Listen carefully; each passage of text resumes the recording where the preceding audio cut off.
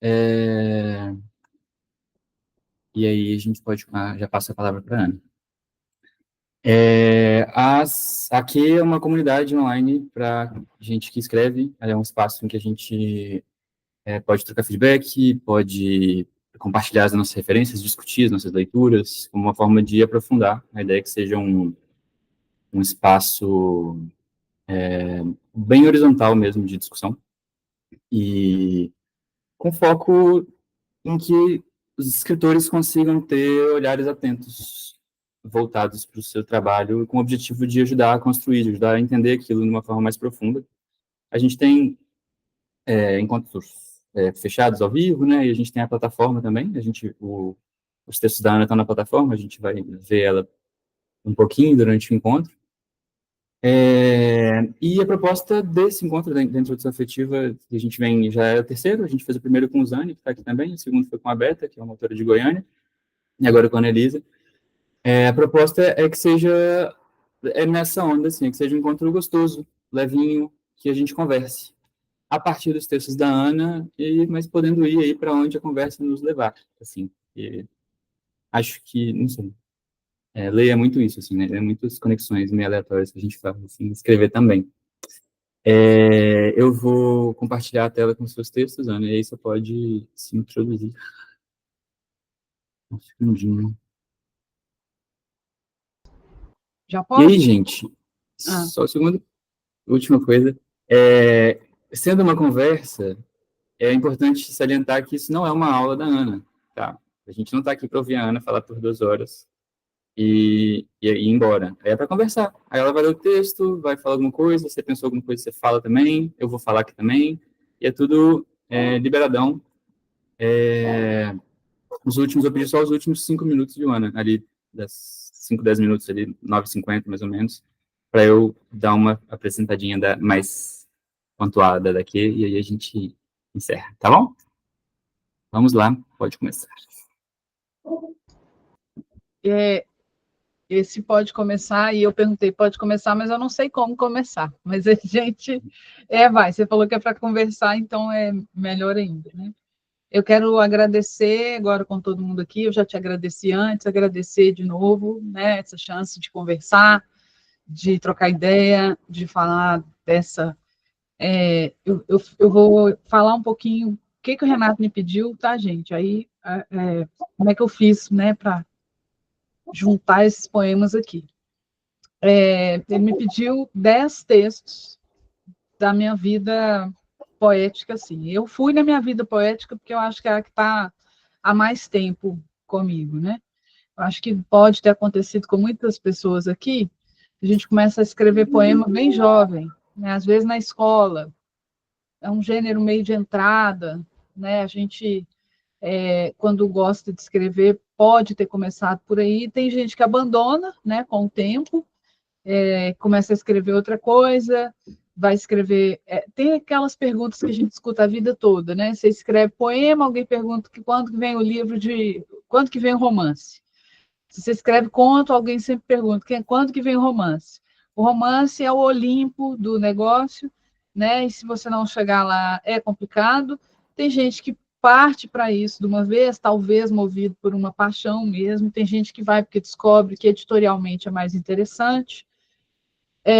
Então, podem ser muitas motivações para as pessoas trafegarem, né, entre os gêneros literários, e eu resolvi fazer um pouco deles todos, assim, eu não acho que precisa escolher, né?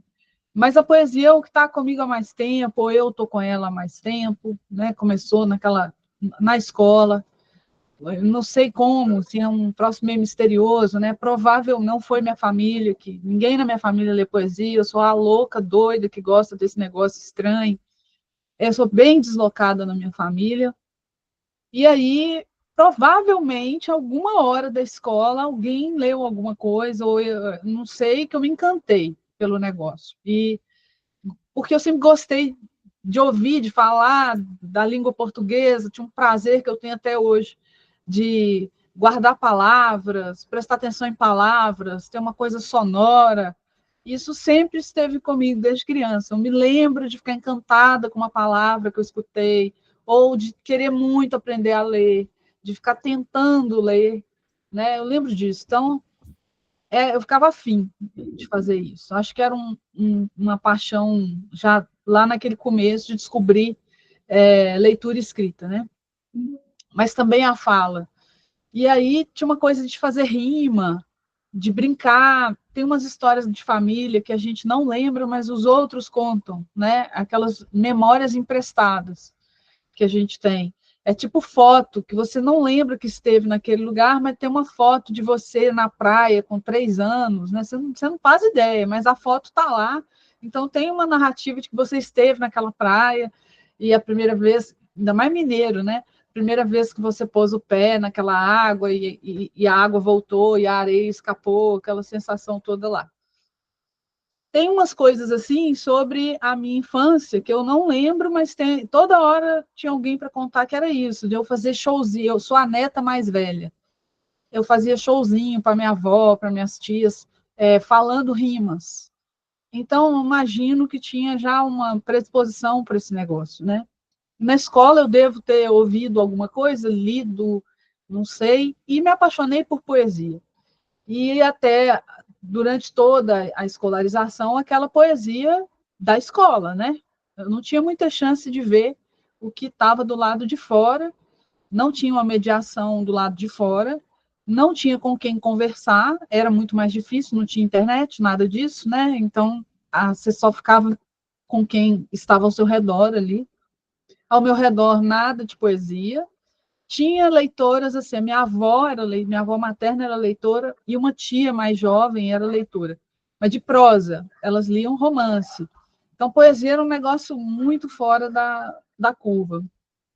E eu ficava afim de achar gente, assim, né? Eu imaginava que devia existir, mas não entendia muito, né, de onde vem esse negócio, quem é que gosta disso, quem é que faz isso, e na idade escolar toda, até terminar o ensino médio, eu conhecia aqueles autores que nos apresentam na escola, nada além, né? Então, eu sabia, assim, só homens, só mortos, né? Então, era muito estranho imaginar como é que faz isso, né? Eu ficava pensando, será que tem que morrer, né? Será que tem que... O que tem que fazer?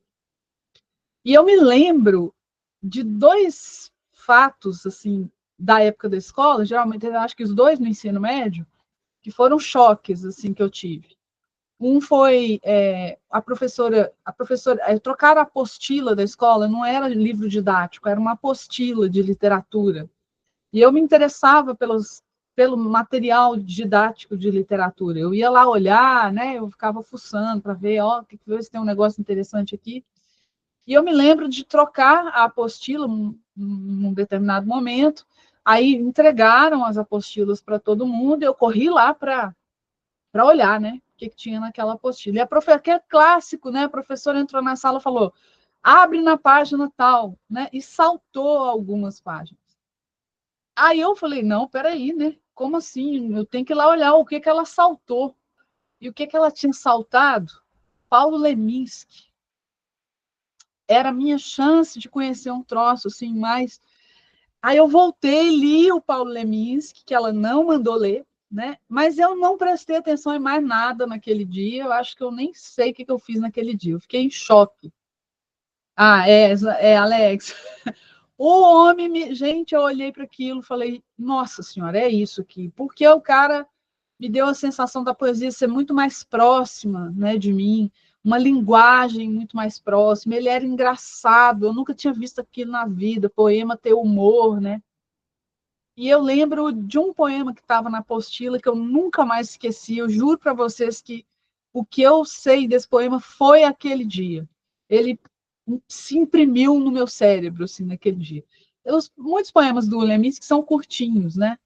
Era assim, acordei bemol, tudo estava sustenido, sol fazia, só não fazia sentido. Eu quase morri com isso. Assim. Falei, meu Deus do céu, eu tinha banda ainda por cima, esse negócio de sol sustenido, bemol, caiu como uma luva, né? E eu falei, cara, então tem isso, aquele choque do poesia também é isso. Até ali, para mim, poesia era, né? era, sei lá, o Álvares de Azevedo, não sei, era o Bilac, eu lia Manuel Bandeira. O Manuel Bandeira, eu lembro de pegar na biblioteca aquele livrão dele, Estrela da Vida Inteira, e andar com ele debaixo do braço, tipo uma crente, assim, sabe? Eu andava com bandeira embaixo do braço, para cima, para baixo, e fiquei encantada também. Então, eu saquei sozinha, porque nenhum professor me disse isso, infelizmente, que poesia podia ser uma linguagem mais contemporânea, né? Podia ser um negócio que não dependia de rima, por exemplo. E isso é tão complicado que recentemente, hoje, agora, em 2023, uma menina, minha aluna do ensino médio, me fez essa mesma pergunta, cara. 30 anos depois, a menina me perguntou, professora, poesia tem que ter rima? Aí me dá uma tristeza, eu fico pensando, nossa senhora, eu fiz essa pergunta na minha época, a menina vem e me faz a pergunta 30 anos depois, tem que. Esse troço não acabou, né? Essa coisa de. Essa aproximação com a poesia não acontece, né? Aí vai eu lá falar para ela, não, não tem não, vem cá, olha aqui, deixa eu te mostrar esse cara aqui, esse outro, essa outra, essa outra. E o outro choque foi que eu fui na biblioteca pegar livro emprestado. Eu estudei numa escola municipal aqui de BH, quase toda a educação básica, né? Eu estudei estadual, municipal e federal, com muito orgulho, era muito bom. E o colégio municipal era um colégio grande, que é o Marconi. Tinha muito aluno da cidade inteira, era uma coisa muito vibrante, assim. E a biblioteca era um lugar escuro, meio porão, infelizmente. Mas eu ia lá quase todo dia, pegar alguma coisa, devolver alguma coisa. E lembro de. Eu fuçava as estantes, né? Não tinha ninguém para me falar, assim, né? Exatamente. Eu topei com o Leminski e falei, pronto, abriu uma coisa, assim, né? Na minha mente, assim. E também abriu mais o desejo de escrever, porque eu senti mais próximo de mim. Então, não é tão. Não tem que ser tão complicado, não é uma linguagem que não é a minha, né? Do meu tempo e etc. Aí, um dia eu desci lá para trocar livro, sei lá o que eu fui fazer, e tinha na época vestibular, não era Enem ainda, né? Eu acho que todo mundo lembra que o vestibular tinha uma lista de livros literários para a gente ler, para se preparar para o vestibular. Essa lista acabou. Em alguns lugares ainda existe lista. No Sul tem algumas universidades que ainda tem vestibular e Enem, né? Aqui meio que acabou, assim. Essa lista era muito importante para a minha referência. Como eu não tinha mediação nenhuma, eu prestava muita atenção nessa lista. Era a lista de vestibular da UFMG, a lista de vestibular de outras faculdades. Eu catava isso, assim, né? Aí eu ia. E o que acontecia? Essa tal dessa lista também abastecia as bibliotecas, porque as instituições compravam os livros para os alunos que iam fazer vestibular, né? E eu ia na biblioteca olhar o que tinha saído na tal da lista. E uma vez caiu na lista, duas coisas que caíram nessas listas de vestibular. Ana Cristina César, caiu A Teus Pés, e caiu um livro do Ricardo Aleixo, não lembro mais qual. A Roda, não sei o quê. Eu esqueci o título. Duas coisas foram chocantes. Uma foi pegar o livro vermelho da Ana Cristina César assim, na biblioteca e ver pela primeira vez uma poeta. Né? E uma poeta mais contemporânea. Claro que eu lamentei que ela tivesse morrido já. Mas foi um choque, assim, nossa, uma menina. E o outro choque foi esse cara, né, o Ricardo Aleixo. Quando eu olhei, era um livro vermelho também. Quando eu olhei, o cara é de BH. Então, vocês veem que é o movimento do negócio chegando perto, você sentindo que é na sua cidade, que tem um poeta que mora na sua cidade, que publica livro, tem uma mulher que publica livro. E aí você vai, poxa, peraí, então eu também posso, então também dá, então eu vou ver como é que faz isso. E aí eu comecei a procurar como é que publica, né? Como é que publica? Já tinha um monte de poema escondido, né, escrito. Como é que publica? Como é que publica? E era muito mais difícil do que hoje, muito mais, né? E aí eu falei, cara, eu vou descobrir onde é que tem publicação. Ficava lendo, na época tinha caderno de cultura no jornal, né? Caderno de cultura mais gordinho, né? Eu olhava o caderno de cultura e ficava observando lá lançamento de livro, resenha. No final, na última página, sempre tinha um cronista. cada dia era um cronista, eu ficava seguindo um pouco esse povo, assim. E aí eu vi um dia o lançamento de livro do Fabrício Marques, que é um poeta que eu gosto até hoje, aqui de BH, e fui sacando, assim, tem um pessoal aí fazendo isso. Aí um dia saiu uma matéria sobre fanzines. Fanzine na época era xerox, né? Era tudo no papel, na colagem e tal. E aí tinha uma galera fazendo um fanzine, vários fanzines, e fanzine tem sempre uma coisa meio temática, e tinha um que publicava literatura, publicava poesia, chamava Vitamina Rock. Isso era início dos anos 90. Esse povo até hoje trabalha com literatura. Era o Wagner Merige, uma galera que depois fez a revista Grafite, era o mesmo, só que todo mundo novinho, né? E aí eu vi a matéria sobre fanzine, descobri que era fanzine, que esse povo publicava poesia, os fanzines eram gordinhos assim também, né? Tudo... E na cara de pau tinha lá o endereço de alguém do fanzine. E aí, na cara de pau, eu fui lá, juntei uns poemas meus, botei no correio e mandei para o fanzine, para o Vitamina Rock. Daí eu não sei quanto tempo, porque tudo era mais lento também, né? Chega na minha casa 2 exemplares do fanzine com meus poemas.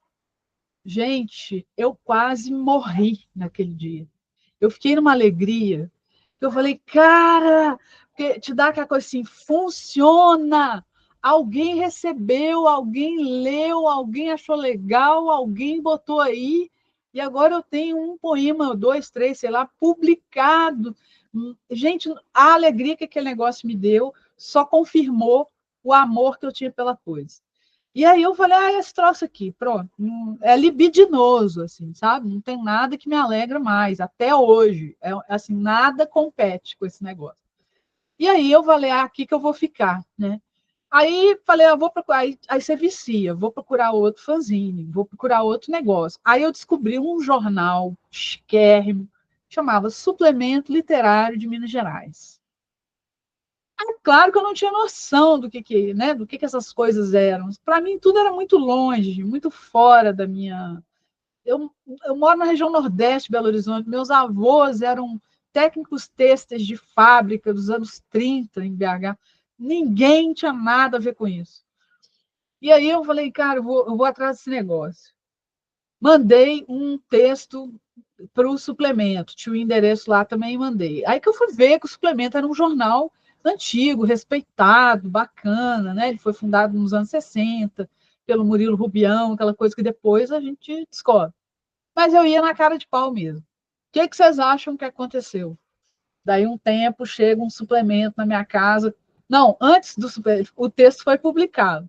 Mas antes, o editor do suplemento ligou para minha casa. Era o Carlos Ávila.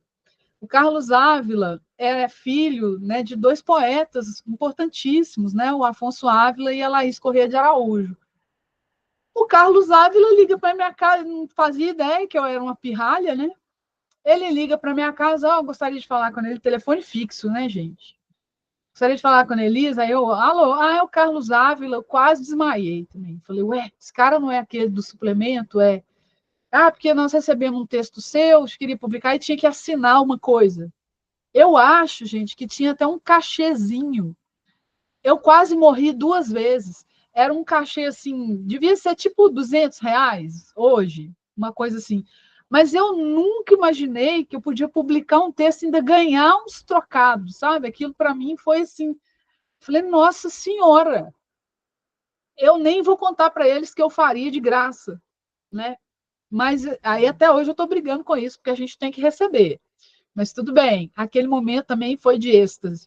Aí publiquei. Aí passou o tempo, beleza, eu tô atrás desse negócio. Eu namorava um moço na época, ele era estudante de medicina, era amigo de um primo meu, uma figura toda Zona Sul total, assim, eu fui burra, eu nem soube namorar ele direito. Nós ficamos 5 anos juntos. Esse cara, sem falar nada, ele deu uma mudada no meu horizonte, assim, que eu não soube o que fazer com isso na época. Ele era o mais novo da família e ele tinha uma irmã mais velha que é jornalista. Essa irmã mais velha, colei nela, porque ela era poeta, jornalista, circulava por BH, ela conhecia todo mundo, E ela é a Luciana Antonelli, que está aí até hoje, circulando por aí, fazendo essas coisas. A Luciana, o que ela fez? Ela é mais velha que eu, né? Ela começou a me emprestar livro de poesia contemporânea, aí eu fui entendendo o que estava acontecendo e tal. Todo dia que eu ia lá, ela, toma esse livro aqui, lê isso aqui. Eu achei a mediadora, né, que eu precisava naquele momento. Tive coragem de pegar meus poemas e mostrar para alguém, então eu mostrei para ela, né? Eu achava, finalmente alguém que vai conseguir ler sem rir de mim, né? Sem dizer que isso é bobagem, sem, sei lá. E ela, de fato, fez isso, ela comentou os poemas, ela me ajudou. E não só, o que ela fez no final das contas? Ela estava envolvida, ela era muito amiga do Marcelo Dolabella, que foi um poeta super agitador, né, músico e tal, agitador da cultura aí. Eles estavam fazendo um negócio que chamava Poesia Orbital. Poesia Orbital era... BH ia fazer 100 anos, em 97. Eles queriam publicar 100 livros de 100 poetas. E aí eles convidaram um monte de gente. No fim, não deu 100, não, deu 72, eu acho. A Luciana vai e me convida para esse negócio. Ana, nós estamos fazendo uma coleção, você não quer publicar um livro na coleção? Aí eu quase morri de novo. Eu devo ter não sei quantas vidas. Cada negócio desse me dava assim um... A Luciana me fez esse convite, eu fiquei morrendo, só que tinha que pagar uma coisa. Eles conseguiram um pedaço de um financiamento, aí o negócio deu errado, sei lá. Eu não sei como é que é a história direito, eu sei que eu precisava pagar uma parte da edição. E nem era muito, não, né? Mas eu não tinha grana nenhuma, eu era estudante. Eu era estudante já de letras. Aí eu falei, o que eu faço, né? Porque eu não queria perder aquela oportunidade de jeito nenhum. Aí fui atrás do meu pai. E meu pai, gente, meu pai tem nada com isso. Assim, nada. Ô pai, seguinte, me convidaram aí para publicar um livro de poesia numa coleção, tal. Ele ficou olhando para minha cara. Mas tem que pagar, era tipo assim, sei lá, R$ 250, sei lá, era um dinheiro assim. Aí ele ficou olhando para minha cara, mas ele, assim, ele sabia do meu gosto pelo negócio. Não era o gosto dele, mas ele falou, E assim, ao longo da vida eu tentei várias coisas. Eu dancei, eu toquei, eu fiz um monte de negócio.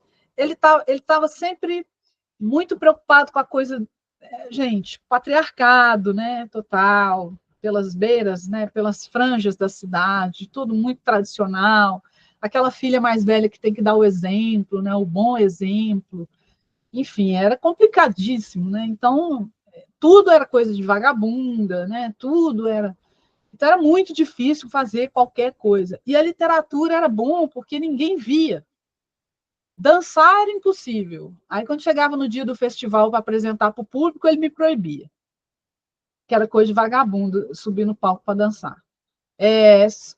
Banda de rock, tentei, briguei um ano para ficar na banda, não consegui. Porque também, vai ficar andando com esse monte de homem, o que vão falar de você, aquela história toda. Poesia ninguém via. Eu entrava no quarto, escrevia meus poemas, colocava na gaveta e tudo bem. Era uma coisa meio clandestina, né? Mas quando chegou no livro, complicou, né? Porque eu tinha que, né? E aí, né? Mas ele foi engraçado, porque ele reagiu assim. Ele falou assim: é o seguinte, eu vou te ajudar, eu vou te dar o dinheiro, mas eu não vou ler. Aí eu falei: beleza, eu só preciso do dinheiro. Vocês nunca leram nada meu mesmo? Aí ele me deu o dinheiro, sei lá, eu acho que era cheque, assim, sabe? E eu levei toda feliz, né, lá pro negócio lá do Poesia Orbital. Eu tinha uns 21 anos aí nessa época, 20 talvez. Entreguei, beleza. Aí saiu o livrinho. Eu sou burra, né? Devia estar com ele aqui para mostrar. Mas é um livrinho alaranjado, assim. Eu tenho um outro aqui parecido, vou mostrar para vocês. Isso aí teve um lançamento coletivo enorme, onde é o Conservatório de Música da UFMG, ali na Afonso Pena. Naquela época, eles estavam fazendo uma reforma, eu acho, e lá virou um negócio chamado Casa do Centenário. E Casa do Centenário ficou sendo um lugar comemorativo dos 100 anos de BH durante um tempão. Depois voltou a ser o conservatório. Então, teve uma festona ali.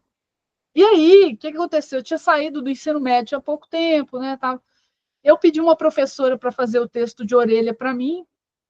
Quem que era? A Miriam Ávila, irmã do Carlos Ávila, filha do Afonso Ávila e da Laís Correia de novo.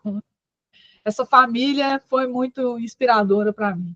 Eu pedi a professora, era minha professora de teoria da literatura, e eu sabia que ela era tradutora, que ela era um monte de coisa importante. E com toda a minha ignorância, eu tinha muita admiração por pessoas do mundo do livro. Quando eu tinha um professor que lançava livro, eu ficava encantada. Fico até hoje, eu tenho profundo respeito por esse povo. Eu olhava para os professores e falava, nossa, como é que faz para ser um cara assim, né? Eu sabia que eu tinha que andar mais, mas, pô, que negócio legal, era isso aí é isso que eu admiro, né? E a Miriam era meio isso, eu olhava para ela e falava, nossa, essa mulher traduz do alemão, cara, essa mulher e tal. Aí fui pedir na cara de pau, levei meu livro para ela, a Miriam pegou, esse povo é generoso também, a Miriam pegou meus poemas, levou para casa, falou, pode deixar que eu vou te devolver. Podia não ter devolvido, né? Podia ser mais uma aluna que vem com um negócio aqui para me dar trabalho. Não, a Miriam levou.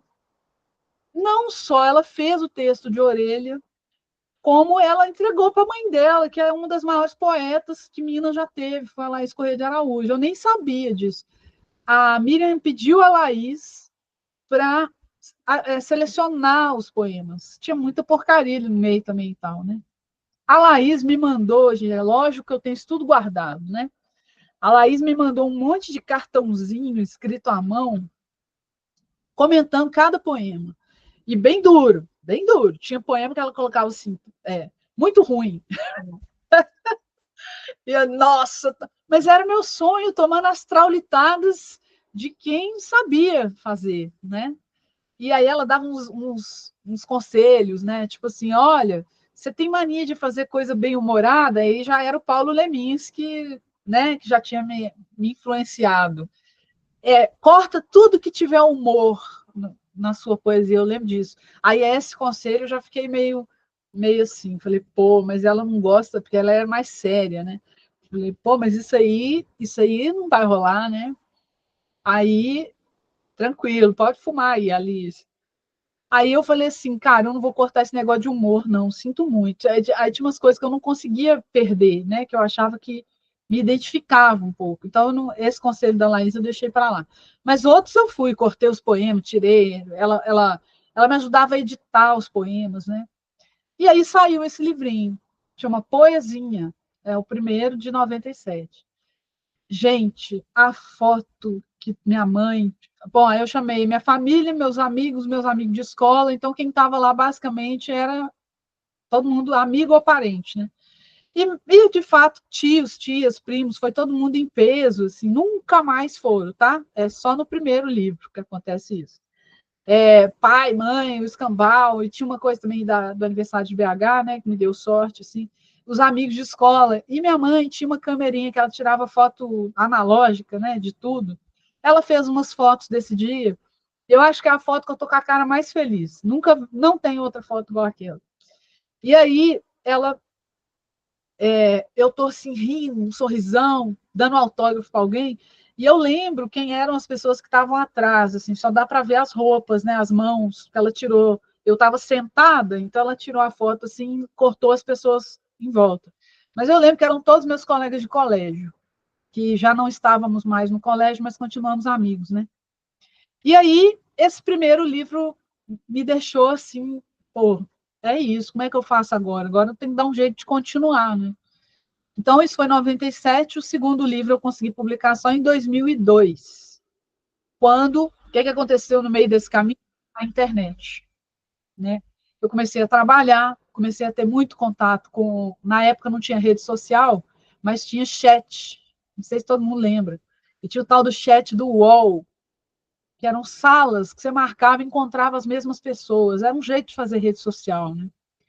E aí eu conheci um monte de escritor, um monte de poeta, um monte de gente do Rio e de São Paulo, principalmente. Tinha uns grupos fazendo coisas na virada dos anos 90, todos fazendo coisas, e estava aparecendo a coisa do blog é 2001, por aí, né? E todo mundo tinha blog. Isso tudo movimentou muito a coisa para mim, e me fez ter contato com um povo que eu não teria contato, né? E nessa, eu fui conhecendo um monte de gente pela internet, e eu conheci o Joca Rainer Terron, que hoje é muito mais conhecido como romancista, como tradutor. Na época ele era poeta e era editor. Ele tinha uma editora chamada Ciência do Acidente, que é uma precursora dessas editoras independentes que tem aí hoje. O Joca, nessa brincadeira, eu conheci um, conheci outro, disse aquilo, um monte de jornalista, um monte. E aí consegui. O Joca já tinha um catálogo legal. O jeito que eu conheci ele também foi engraçado, porque é tudo misturado, essa coisa do analógico e do digital, né? Eu ia muito numa livraria, eu descobri a Scriptum, lá na Savassi, né? E até hoje na Savassi é um pouco turístico para mim. Savassi era um bairro distantíssimo e eu estou falando isso do imaginário, nem é tão longe assim, mas no imaginário era. Era outra Belo Horizonte. A Belo Horizonte, onde eu nasci, não tem nada a ver com aquela história lá. Aliás, ela é fora da contorno, né? Eu ia lá para fazer turismo, e aí eu achei a Scripto, entrei lá e descobri que tinha uma prateleira que vendia poesia.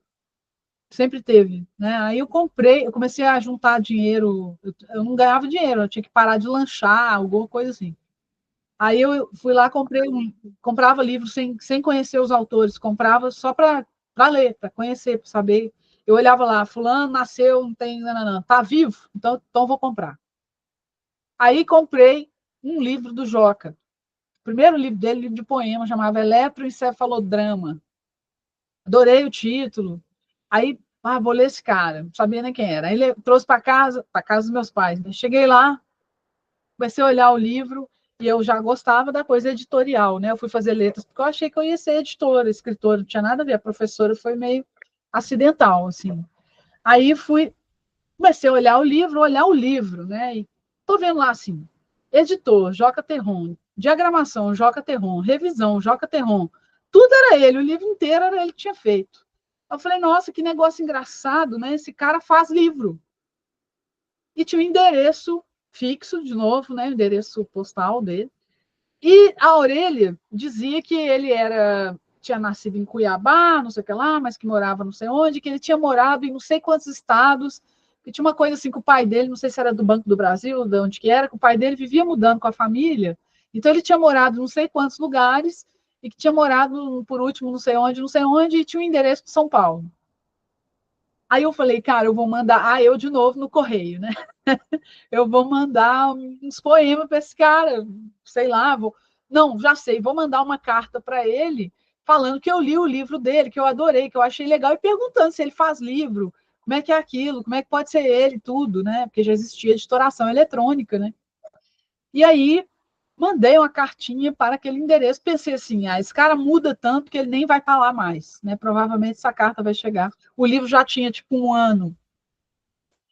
Gente, me mandei a cartinha, nem tinha um mais, esqueci. Uns 4, 5 meses depois, chega uma carta. Não, chega um e-mail para mim dele. Porque na carta eu coloquei meu e-mail. Eu tinha um Hotmail, uma coisa assim. Nem tinha Google ainda. Aí ele me mandou um e-mail dizendo: Olá, eu sou o Joca, que legal, eu recebi. Aí ele falou assim: Você deu sorte, eu realmente não morava mais naquela casa. Eu já tinha saído, mas como tinha uma correspondência ainda chegando lá, o vizinho guardava, sei lá, eu sei que ele recebeu a minha carta. Alguém entregou. E aí ele começou a trocar e-mail comigo, e a gente foi, conversou. No fim, deu o meu segundo livro, que é o Perversa. Esse livro deu uma esticada no meu alcance, assim, né? Porque eu fui publicar por uma editora de São Paulo, esse povo que já se conhecia, e estava todo mundo meio começando, um monte de gente que ficou famosa depois aí, estava tudo começando, todos, inclusive André Del Fuego estava começando, Marcelino Freire, era tudo o mesmo grupo de pessoas, né? E saiu o segundo, e daí eu fui fazendo isso, assim, aí fui publicar aqui, aí publiquei na Patuá, quando a Patuá apareceu, tem um livro lá em 2013, quando meio começo da Patuá, aí eu fui achando oportunidades, né? Autoedição, né? Tem um que eu fiz com a minha irmã, e o Bruno Brum ajudou a gente, enfim, hoje em dia está mais fácil, né? Não é tão corrido, nesses são 27 anos, sei lá, são 10 livros, não é tanto livro assim, e os intervalos são longos, né? Mas atualmente eu publico pela Impressões de Minas, virou meio minha casa, assim, eu acho que eu vou lá, sei lá, terceiro livro com eles, e graças a Deus não pago mais para publicar, né? A caminhada também vai te dando você vai construindo vamos dizer assim, um capital simbólico, né? E você consegue negociar isso melhor. Mas tem até hoje eu acho um percurso longe dos centros, né? Assim, que eu acho difícil, tortuoso, às vezes eu acho injusto.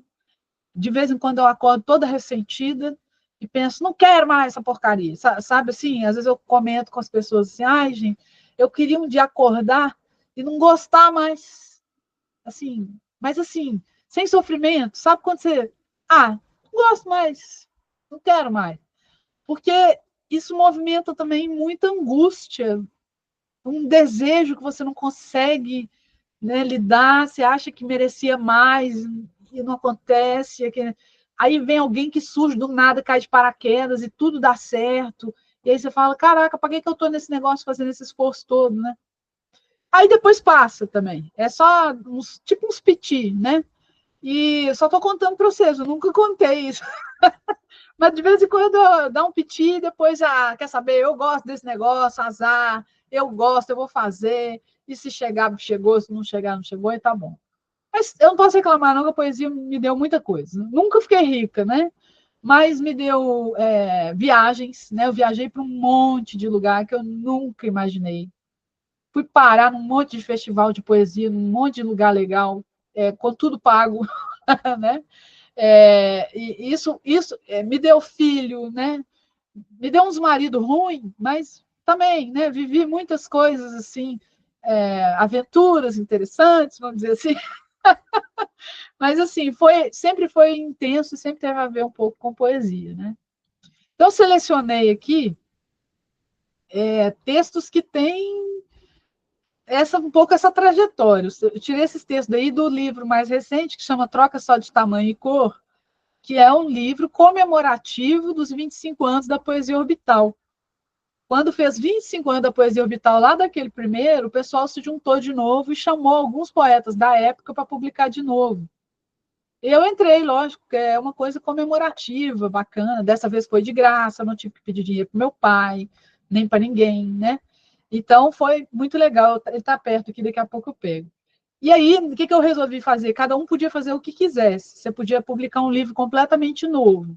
Mas eu optei por fazer uma panorâmica desses 25 anos, né, na época lá. Então, esse poema que vocês estão vendo aí, o A Margem de, ele é lá do primeiro livro.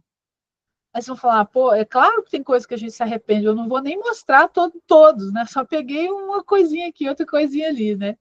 Mas é um poema que está lá, desde o primeiro, está lá no Poesinha, e de certa forma ele já mostrava um pouco o que eu queria fazer. E com o tempo mudou também, os 2, 3 últimos livros, o mais recente, o menos ainda, até tem muito a ver com isso. É como se eu tivesse retomado essa fala aí, essa dicção aí. Mas tem um anterior que não tem nada a ver, que é outra coisa. Tem um livro que chama Álbum, que é completamente diferente, e tem um que chama Dicionário de Imprecisões, que é completamente diferente.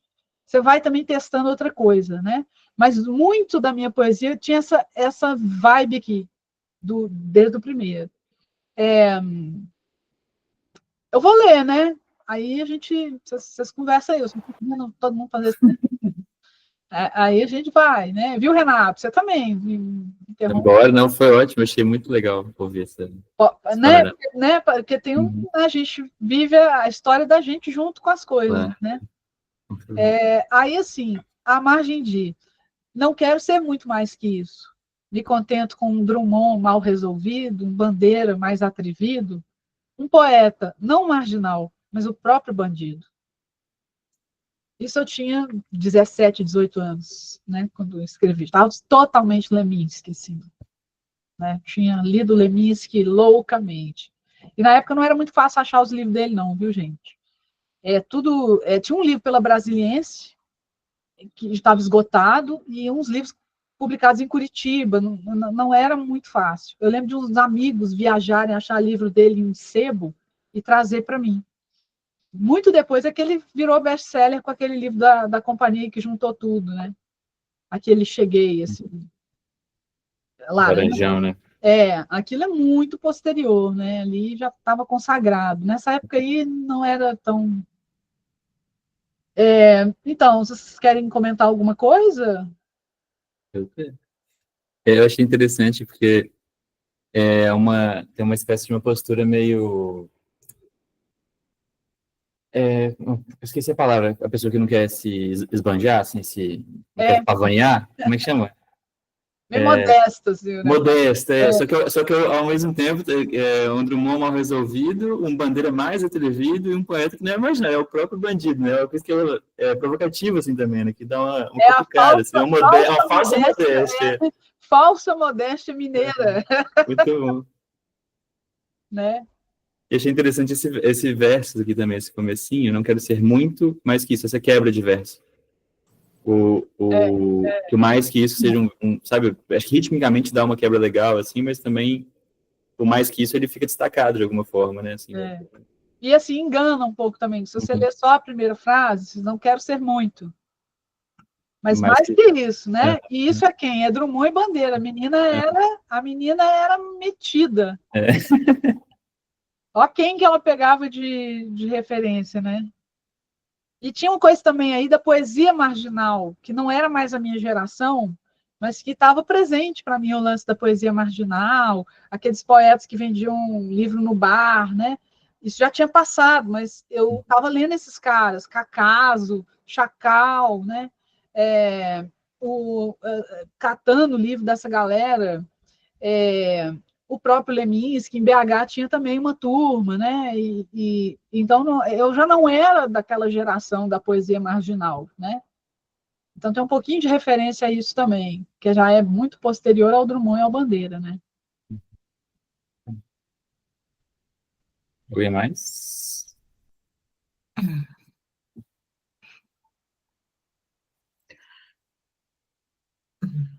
Pode falar, Alice. Oi? Pode falar. Não, acho que também depois de ouvir a história, né? O último verso, eu acho que soa para a gente que acabou de ouvir a história como uma posição né, de traiçoeira, mas traiçoeira assim, de um deslocamento maior, né? Quer dizer, pulou na cena, não marginal, mas assim, olha, eu estava ali, né? Foi toda essa história improvável, né? Mas que foi se tornando provável, e essa é a história de uma bandida, né? Algo assim, quebrada, né? Mas a gente ouviu a história, né? Então, parece que o poema diz dessa história agora, né? Diz dessa história, né? Ao mesmo tempo não se sentindo direito, mas roubando, né? Mas roubarei. Vou roubar e acabou, né? Estarei neste lugar, né? Sem pedir licença. Isso aí. Né? Algo assim. E era, então, assim, isso aí foi publicado eu tinha 21, ele foi escrito muito antes, porque o livro é aquela coisa que quase todo primeiro livro você junta tudo que você tem, né, que estava na gaveta, né? Então, eu fiz um juntamento ali, ajudada pela minha professora e tal, então, nem sei quando foi, mas eu era bem jovem e bem atrevida, né, pelas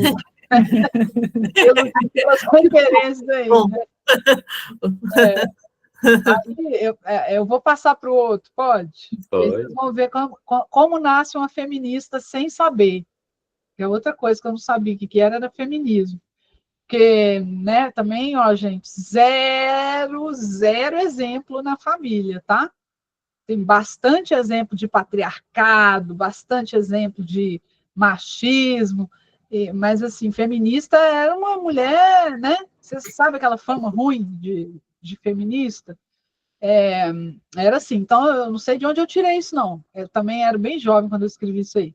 Antiguidade de onde viemos. Péricles disse que a maior virtude de uma mulher era ficar calada. Péricles se fudeu. Péricles hoje levaria uma surra dada por 1000 mulheres como eu. Ai, eu me divirto. Você tinha quantos anos, Ana? Esse aí tá muito foda mesmo, né? Esse novinha. Esse eu devia já. Esse aí, quer ver? Deixa eu lembrar em que livro que ele saiu. Ele saiu. Eu devo ter escrito isso já nos 2000 e alguma coisa. Nos anos 2000 e alguma coisa. Logo com a primeira estrofe, já gargalhei. E eu li em algum lugar mesmo, sabe aquele Péricles, né, filósofo lá? Aquele lá. É o Péricles, porque tem, os meninos de hoje, eles acham que é o cara do pagode. É o pagodeiro. Gente, que pagode, o que é isso? É o cara lá. É igual quando você fala em Penelo. Pode servir para o pagode também, viu, Ana? Até dá, né, Tatiane? É porque assim, hoje você fala em Penélope na sala, as meninas vêm com a Penélope cor-de-rosa lá, né? Aí tem que falar, gente, tem uma Penélope aí muito mais legal, bem mais velha, ela não dirige carro cor-de-rosa, mas ela é muito importante. Tem que fazer essa ponte, porque senão não faz, né? E o Péricles aí, eu devo ter lido alguma coisa na época, algum livro que ele falava isso, né? Que a mulher tem que ficar calada. E de fato, assim, isso é repetido à exaustão na minha família, né? De várias maneiras eu escutei isso, com, às vezes, frases mais grosseiras e menos grosseiras, mas a ideia era essa, né? Mulher ficar calada, quieta, não aparecer muito. Eu não sei se você lembra de uma novela que era uma novela, não sei se era aquela da Jade, era alguma novela dessas, assim, do Oriente, que tinha uma coisa de mulher espetaculosa. Vocês não lembram disso, não? Eles falavam muito assim, mulher espetaculosa, arrastar o sari na Medina, né? Gente, aquilo eu me identificava tanto com aquilo. Era a novela da Jade, Ana. Era da Jade. Aqui. Clone, isso, Alex. Clone. O clone, gente, aquilo, eu escutava aquelas coisas e via tudo ao meu redor. Eu falava, cara, esse negócio não arrastar o sari na Medina, era exatamente. E, vai arder no mármore do inferno. Isso, arder no mármore do inferno, se fizer isso ou aquilo, né? Então, tudo é tipo batom vermelho, essa coisa toda, né? Então, assim, isso me incomodava, eu não sabia que tinha nome, né? Eu não sabia que eu reagia. E o jeito de reagir era escrever o poema. Eu não reagia, era complicado reagir de verdade, né? Porque era tudo muito violento também. Mas eu dava um jeito de escrever, né? E a escrita virava isso aí, era um pouco manifesto, assim, né? Um pouco... eu vou xingar o Péricles, mas junto com ele eu estou xingando né? Metade da humanidade aqui, né? Nessa brincadeira aqui. Pai, né, lendo isso. Hã? Pronto. Imagina seu pai lendo isso. Pronto, tá ele perdido. nunca leu. Ele falou que não ia ler. Eu não sei se ele leu escondido algum dia. Mas ele não dá nenhuma demonstração de ter lido, não. Eu acho que ele morria de medo. Exatamente disso aí. Assim, vai que essa menina está falando, né? Gente, vocês não sabem o que foi. Em 2014, eu tive um problema, não sei quem lembra disso, com uma escola que pegou poemas meus na internet e deu para os meninos da quinta série, né? E as professoras, lamentavelmente, pegaram poemas que não eram adequados. Eu acho que até esse era um deles.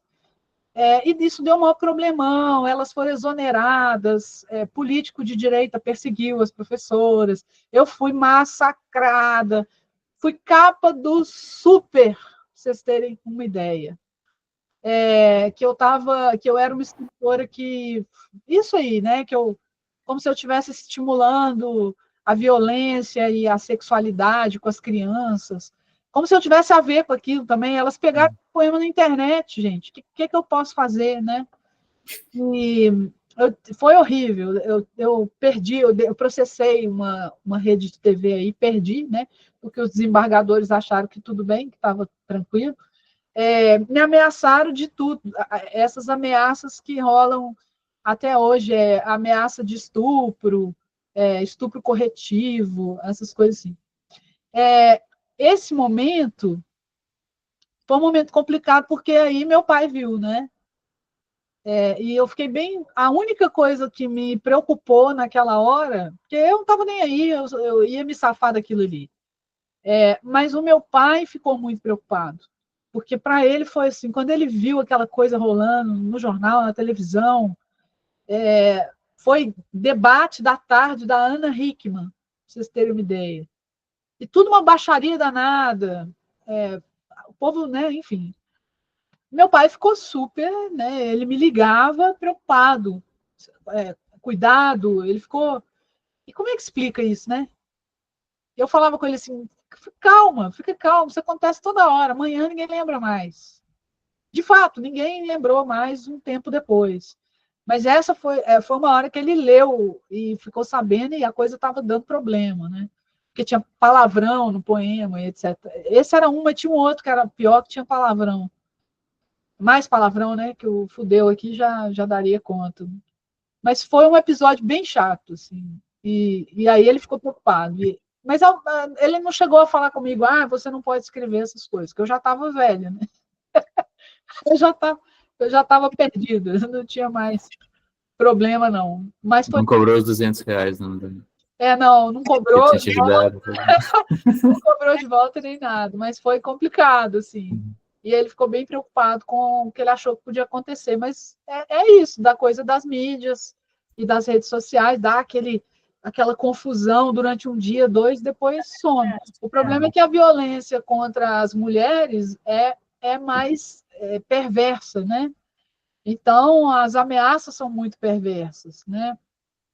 O que o povo fala com a gente tem sempre uma conotação sexual, né? É uma violência esquisita mesmo, assim. Não é só, você é isso, você é aquilo, né? Você sofre outros tipos de ameaça. Então, deve ser muito ruim a preocupação. Mas, enfim, essa coisa passou depois. Caiu? O que aconteceu? Deu uma caída, não deu? Sim, uma oscilada? Deu um piquezinho, parece que deu um pique. Deu uma osciladinha aqui. Bom, né? Hã? Todo mundo vendo e se ouvindo? Acho que sim, né? Tá bom. Podemos ir? Sim, tudo certo. Aí tem esse próximo aí, ó, que já é uma outra fase da vida, vocês vão identificar. O príncipe e a megera. Um príncipe com casa, carro, filho e pensão, relógio de pulso, perfume importado, quarentão, bem arranjado, até grisalho. Fosse eu, e tudo isso seria defeito. Aí já é outra fase da vida, né, gente? Já estava separada, né? Já era outra coisa. E já estava muito consciente também das diferenças, né? Pode falar aí, gente. Mas não deixa de ter o viés da mulher feminista, né? Que está ali cutucando. Tá ali, tá na crítica ali, né? Na crítica como é que quando a gente é assim, né? Quando a gente tem casa, carro, filho, pensão, relógio de pulso, perfume importado, quarentona, bem arranjada e grisalha, que é o meu caso, literalmente, é defeito, né? Quem vive isso sabe como é que é, né? Os homens não se interessam, geralmente, né? Uma mulher difícil, uma mulher que dá trabalho, você escuta isso a vida toda, porque você não depende deles, né? Você não depende do dinheiro deles, não depende emocionalmente deles, né? E tem essa coisa da aparência, né? E aí você sente que tem uma diferença social nesse negócio aí. E para os homens é lindo, é charmoso, é legal, ainda é, né? A Alice está falando que é ameaçadora, né? Exatamente. Já tinha sacado isso, aí eu devia ter uns 30 e tantos, quase 40, assim. Deixa eu ver o que vocês estão falando aqui. O Alex falou poema soco. Eu adoro poema soco, Alex. Tem vários, assim, que são meio pá no final, assim. Isso é uma coisa que eu gosto de fazer. Eu acho poesia, eu gosto de ler poesia assim e gosto de tentar fazer. Ela tem que ter um clique no fim, né? Dar uma arrebatada no fim, assim. Eu gosto disso. Eu queria pensar um pouco aqui, Ana, como é que, pensando na forma do texto, como ele contribui para essa construção, assim. Acho que a quebra dos versos aqui no final, por exemplo, né, ter só uma palavra nesses dois últimos versos, assim, você vai exatamente aguardando, né, juntando uma energia ali de leitura para chegar no final e ter a palavra que explica aquilo, né? Que é defeito, né? Para ficar exatamente. É claro, né, Renato? Você está me fazendo um favor aí, porque quando eu escrevo, nem sempre eu tenho essa consciência toda, assim, né? Eu sinto que precisa de um ritmo, né? Joga a bomba e sai da cena. Eu sinto só que precisa de um ritmo lento ali, por exemplo, né? Não entregar tudo de uma vez. Eu podia fazer uma frase só ali, né? Mas aí você entrega tudo de uma vez. Na hora que você corta, você vai entregando meio silabado, assim, né? Exatamente porque esse poema, aí eu acho legal você falar, inclusive, dessa forma como você percebe esse processo. Porque nesse segundo verso, por exemplo, não sei, o texto ele dá os destaques muito, muito legal, assim, a forma como ele faz, pensando, né, assim, um príncipe. Esse aqui tá sozinho no primeiro verso, né? É uma imagem feita já, né? Aí casa, carro, filho e pensão é o verso mais longo do poema, assim, isso cria um pacote, assim, né, do que é esse, para depois você terminar dessa forma mais quebradinha, assim. Como é que é esse processo de... Não sei. Não, não, é claro, isso aí foi trabalhado várias vezes, às vezes a gente fica um tempão, deve acontecer com todo mundo aqui que escreve poema, você fica um tempão, desce, sobe, desce, sobe, aí você põe, não vou, aí desce, você quebra o verso, volta o verso, quebra, né, para ver, eu acho que eu fiz isso aí. E outra coisa que fica me incomodando é pontuação, tem hora que eu oscilo um pouco na pontuação. Outro dia eu estava aqui brigando com um livro que é assim, eu tiro todos os pontos final, aí daí no dia seguinte eu acordo e falo, não, vou voltar todos os pontos final, aí eu vou lá, volto tudo. Aí depois eu leio de novo, para que esse ponto final aqui? Então, assim, né, pontuação é outra coisa que na poesia a gente tem que ficar vendo se ela está atrapalhando ou não. Aí, olha só, tem hora que tem, tem hora que não, mas é como se o ponto final fechasse os dois primeiros blocos, tá vendo? É que o primeiro não tem, né? O primeiro não tem, é uma coisa só. O ponto final fecha a primeira imagem do príncipe, né? E aí o outro bloco fecha de novo, mas para dizer aí, ó, que porcaria. A megera, né? A megera. E os títulos, sempre dei muita importância para título. Título é um trem que eu paro, fico pensando se ele vai ser óbvio, se ele não vai ser óbvio, o que eu vou fazer com ele, se ele vai ser irônico, né? Então, assim, para mim, aquela história de resumir a ideia principal é a última opção.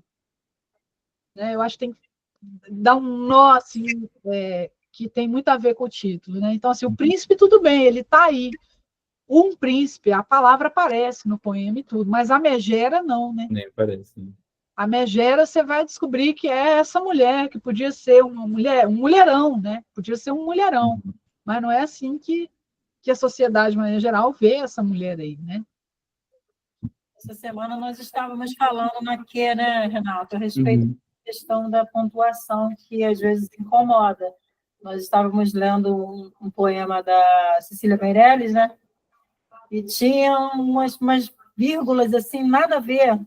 E a Cecília Meirelles, e a gente contestando Cecília Meirelles. Olha que louco. O pessoal também tá chique aqui. Mas né? Tem hora que incomoda, né? Tem hora que pontuação em poema fica demais, né? Agora, título é uma coisa bem difícil. Para mim é difícil. É difícil, também acho. Mas assim, eu tento pôr, sabe? Tudo bem. Eu tenho poema sem título. Eu tenho quase zero sem título, mas eu acho que eu tenho alguns sem título. Tem poema de número, sabe quando fica 1, 2, 3, assim? Tem também. Mas eu prefiro pensar um título, que o título, isso que a Alicia falou aqui, que tem uma historinha, né? O poema é um pouco narrativo. E é uma coisa que eu gosto também, é uma poesia que comunica. Claro, outro dia eu li um aqui, um poeta bom e tudo, não vou falar nome nem nada, mas eu lia e sabe quando o poema parece que para antes? Você não se comunica com o poema difícil, hermético, cheio de palavras bonitas, mas é só um monte de palavras bonitas. Na hora que eu tentava entender o que o poema está falando, eu não conseguia. Aí você começa a achar assim, nossa, será que eu estou burra? Né? Aí a gente começa Aí eu, mas não é, porque esse tipo de poesia não é a poesia que eu prefiro. Eu gosto de uma poesia que se comunica comigo, né? Tipo, não sei se vocês viram, fiz uma resenha linda, maravilhosa do livro da Alicia Duarte Pena, que está aqui com a gente, que é A Origem e Destino. Eu lia os poemas dela, falava, olha, né, sabe aquele livro que você vai lendo e vai, olha, que legal, né? Passa. Eu acho que isso tem que acontecer, né? Para eu gostar, claro, né? Deve ter gente que adora coisa que é só, parece uma cortina de fumaça, né? Aquele monte de palavra bonita. É legal, é sonoro, mas aí, para mim, falta um negócio ali, né? E eu lembro, outra coisa que é legal, que durante um certo tempo eu li muito em público, assim, participando de festival de poesia, essas coisas, você tem que subir no palco e ler, né, para uma galera. E para mim era muito difícil, não parece, mas eu sou meio tímida para fazer isso. Então, o que acontecia?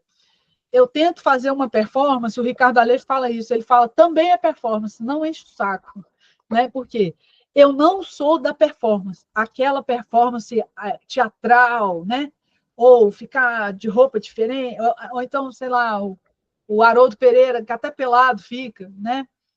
O Ricardo com o poemanto dele, as vozes, eu não sei fazer isso, morro de timidez, sou uma pessoa assim que corre léguas de teatro, não tenho nenhuma facilidade assim com. Sabe aqueles exercícios, aquelas dinâmicas de ficar pegando nos outros?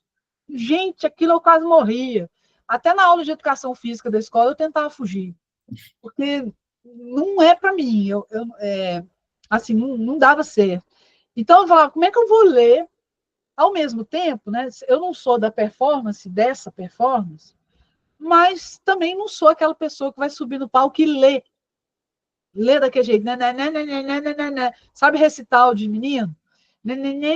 Aí ninguém tem nada, uma leitura chata, você fica todo mundo bocejando. Aí eu falava, não, também não é, né? Não vai rolar. Então, o que eu descobri que dava para fazer? Dava para falar, né? Então, eu chego lá, eu não sei quase nada de cor, nada, na minha memória não fica ninguém. Nem as minhas coisas. Uma vez me perguntaram, você não sabe os seus poemas, você não decora os seus poemas, esse pessoal que sabe tudo de cor, né? Eu falei, eu quero que ele saia, eu não quero que ele volte, né? Eu tô doida para ele sair de mim. Se eu ficar pondo poema para dentro de novo, não dá. Aí eu leio, né? Eu levo o livro, folhinha e tudo, mas eu não vou, né? Eu tento fazer uma coisa para as pessoas entenderem. Então, eu falo o poema como se eu estivesse conversando. Lembra um pouco, tem umas pessoas que fazem isso muito bem. A Tatiana Nascimento, gente, falando, é uma coisa impressionante. Parece que ela está conversando com você. Vocês conhecem a Tatiana? Tatiana Nascimento, ela está no Instagram, tem muita coisa dela falando no Instagram. É uma mulher negra, super. A gente tem um livro dela na Madrinha Lua, na coleção, chama Bode Boca e Outros Poemas. É sensacional. Ela fala, primeiro, ela ao contrário, ela sabe tudo de cor. Só que ela fala. Tem hora que você fica até assim, será que ela já começou o poema, sabe? De tanto que parece que ela está conversando, é um negócio impressionante. E aí ela comunica muito. E quando que eu saquei isso, que eu gosto dessa reação? Quando eu subia no palco, uma vez eu, Kiko Ferreira e Carlos, que gente, vacilei aqui. A gente falou em Ouro Preto. Eu não lembro se era Festival de Inverno, Fórum das Letras, era um negócio desse. E botaram a gente para falar aquelas ruas de Ouro Preto, meio bequinho, assim, colocaram um palco numa ponta da rua, e as pessoas ficavam no meio da rua, e a gente no palco, os três, e virou uma espécie de duelo, não, trielo, né? Era assim, um falava, o outro falava, o outro falava. E o que aconteceu? Foi espontâneo. Os nossos poemas começaram a conversar e as pessoas começaram a gritar como se fosse torcida. Gente, foi tão legal que a gente ficava arrepiado, assim. Então, o Kiko lia meio falando assim também. Aí o pessoal entendia o poema e gritava. É! Aí eu ia lá e pá, né? Vinha com o tarará, tarará. Aí todo mundo. É! E aí eu falava, cara, a galera ria, porque você vê que as pessoas estão entendendo, não é só um um jogo de palavras, né? E aí, a hora que a gente desceu do palco, eu escutei cada coisa engraçada. Eu tinha um namorado na época, que eu não lembro mais quem era, que estava lá no meio da muvuca. Eu só lembro do seguinte, que ele estava no meio da galera, e quando eu desci, ele falou comigo assim, eu vou te contar as coisas que eu escutei. Porque ele era tipo um infiltrado, né? Ele falou assim, tinha uma menina abraçada com o namorado na minha frente, e você leu um poema, e ela falou pro namorado assim, ela soltou do namorado, falou assim, nossa, essa mulher fala tudo que eu queria te falar. Então, assim, esse tipo de reação eu adoro. Eu acho muito legal, comunica, chega, a pessoa se mexe, né, com aquilo. Tem gente que acha uma porcaria, que isso não é poesia, poesia tem que passar por outro lugar, não sei mais o quê. Mas, né, eu não estou nem aí. Vou continuar escrevendo. Podemos ir para Prenhez? Agora vocês vão ver outro tom, tá? Preparem-se, que esse aqui já é outro momento da vida. Prenhez. Estava grávida naquela foto. O filho não chegou a nascer. A foto nos mantém à sua espera. Acabou a graça. Aí, né? Pode falar, gente. Esse poema é um dos mais lindos que eu acho. Seu. Então, tem um tantão de gente. É do álbum, né? Esse aí é do álbum. É do álbum. Eu tenho esse livro também. Ele, nossa, parece que a gente fica à espera junto com ele, assim, né? A gente entra nesse estado também, assim. Muito e é um bacana. pouco uma coisa assim que às vezes a gente nunca pensou, né? Nessa coisa da foto, ficar segurando coisas que na verdade você quer esquecer ou alguma coisa assim, né? Esse poema me trouxe muita leitura legal, muito resultado legal, né?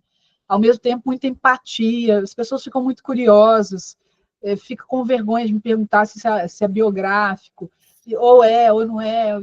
Aí eu acho ótimo, assim, né? Porque sim, é biográfico, né? Assim, meu filho tem 20 anos, né? Meu filho, vamos chamar assim, meu filho mais velho tem 20 anos. Mas há uns, quantos anos? 9, 10 anos, eu perdi 2, né, na sequência. E não foi exatamente muito terrível, não, porque eu estava numa vibe, assim, eu já estava com 40, então eu sabia que aquilo podia acontecer, era o segundo casamento, foi um acordo, né, uma coisa assim, eu não vou fazer esforço nenhum e eu acho que o meu corpo não dá conta mais. Então vamos assim, vou tentar. Se der, deu, se não der, não deu, e eu não vou fazer nenhum tratamento, nada, beleza? Beleza, então vamos. Só que aí aconteceu o que eu esperava, de certa forma. E viver esses abortos é difícil, né? Mesmo você preparado para não dar certo, né? É complicado, é chato, e tem a coisa toda do corpo, do hospital, né? Do não sei o quê. Então, eu escrevi um pouco sobre isso, né? Na época. Era uma forma. E aí, de repente, eu me dei conta de que eu tinha uma foto que só eu sabia que eu estava grávida naquela foto, né? E essas fotos estão por aí. Então, assim, é impossível. Quando você olha para a foto, você lembra. Né? E aí a foto tem esse poder um pouco é um poder, né? Da imagem guardar isso, né? Da sua vida. E o que você faz, né? Você joga as fotos fora, né? Tem gente que faz isso, né? E aí? Eu achei muito fera, né? Muito mesmo, assim, dá pra na minha mente aqui, eu imagino uma foto mais antiga do que 9 anos atrás. Porque, né? Pode ser também, né? Não sabe qual foto que é, assim, mas eu imagino uma foto mais desvanecida, assim mesmo, e tal. Eu acho que dá uma sensação, acho que não só por causa da minha memória com fotos, né, assim, afetivas, assim, mas porque acho que é um tempo de uma melancolia, assim, ele tem uma coisa de uma melancolia, assim, né, o sentimento que ele traz, assim, mesmo que não seja uma coisa que, pelo menos pelo que você traz, tão doída, né, assim, quanto pode parecer, assim, mas ele tem isso que não foi, assim, é muito louco esse sentimento, assim, eu acho que a palavra quase boa, foi, assim. melancolia é uma palavra boa. Agora, é curioso, assim, é claro, tem um pouco de performance, está no álbum, Alex. Ele está até na quarta capa. Esse poema, ele tem uma coisa, assim, tem uma melancolia. O livro todo é um pouco melancólico. O álbum é um negócio assim, de memória de família. Tem muita tia falecida, Tem várias coisas ali que foi um jeito de trabalhar o luto, a morte, etc. e tal, né? É uma foto e essas fotos existem, né? E esse poema tem uma coisa que ele traz, é assim, além da melancolia, ele empurra, a maioria das pessoas que lê esse poema fica um pouquinho sem fala, assim, não fala comigo imediatamente, eu tenho uma reação empática a isso aí, e é um pouco um golpe na pessoa, porque perder filho é um negócio horrível, né? Então, é um assunto difícil também. Eu tenho várias pessoas que eu não conheço, e algumas que eu conheço, que na época me mandaram mensagens para dizer que choraram muito, né? Porque pega na pessoa, mesmo se não aconteceu com ela, né? Pode pegar de um jeito. E ao mesmo tempo, eu não sei se vocês acham, eu acho uma imagem bonita, assim, né? Um jeito bonito de guardar o episódio, a coisa. Agora, tem uma performance aí também, né? Tem um drama aí que não corresponde exatamente ao que você consegue fazer no poema também, né? Você eleva a coisa, você põe a coisa num certo tom, né?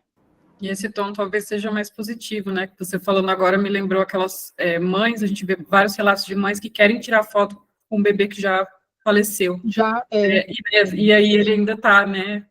Eu acho que talvez também tenha esse lado também mais positivo por isso, né? Ele ainda está ali, né? Ainda está ali, sabe lá, de repente até vivo, né? Coisa que... Agora, você me lembrou, a minha avó paterna, a única foto que ela tinha da mãe dela era no caixão. Eles tinham o hábito de tirar foto da pessoa no caixão. E a minha avó, olha que coisa maluca, a mãe da minha avó morreu no parto da minha avó. Então, ela foi criada por uma tia. Então, tinha uma coisa com esse parto, né? As mulheres morriam muito mais de parto, né? Ficavam com infecções, etc. E a minha avó guardava a vida inteira uma foto da mãe dela no caixão, com aquele monte de flor. Eu achava aquilo tão estranho, né? Mas tem muita gente que tem isso. Não sei se era sei lá, tinha um pouco esse costume, que eu acho que hoje deve ter.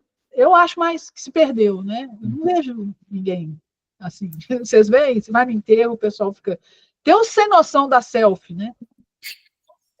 Hoje é muito famoso. Hoje fazer selfie com defunto. Rola. Terrível. Ficou famoso, minha filha, sabe? Eu lembro do Eduardo Campos, quando caiu o avião dele lá, o pessoal. Mas hoje é meio sem noção, né? Você fazer isso.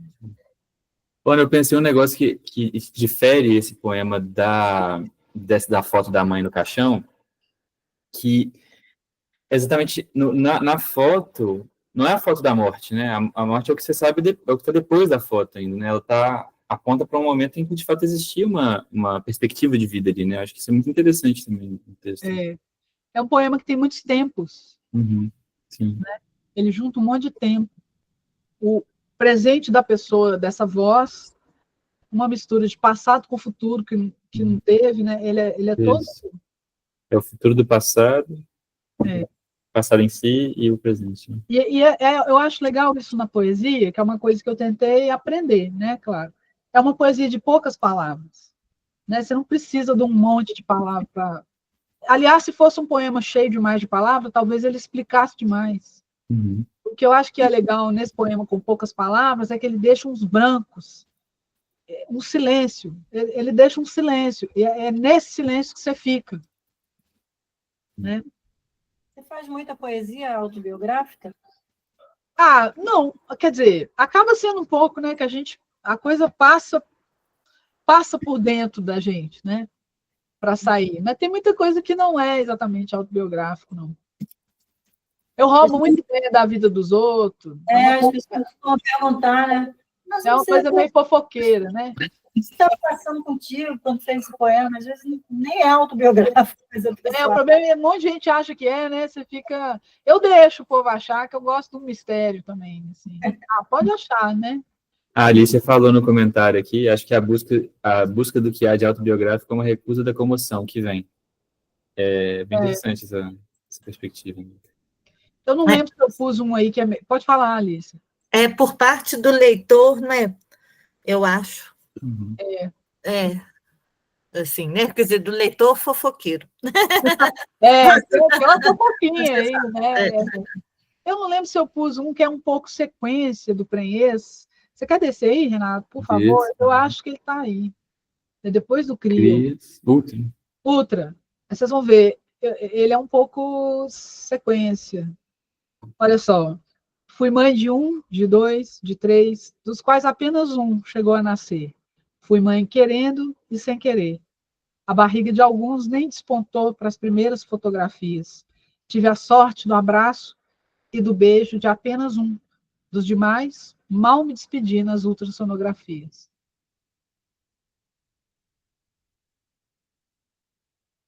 E aí?